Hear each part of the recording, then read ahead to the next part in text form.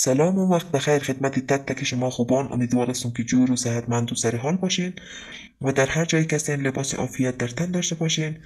جایتان خالی. امروز ما میلی ماهی داریم و ماهی رو ما 2 ساعت قبل با زرچوبه و سیر و نمک اخته کردیم و ماندیم تا مواد به خود جذب کنه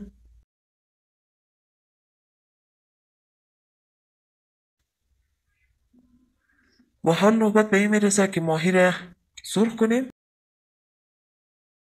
و شما خوبان درباره رنگش بر من نظر بدین. رنگش چه قسم آمده؟ باز ما درباره مزهش برتان میگم. دور از زیلتان دیگه. ماهی ما سرخ شده و کمی دیگه میمانیم که خوب رنگ به خود بگیره، خوب سرخ شوه.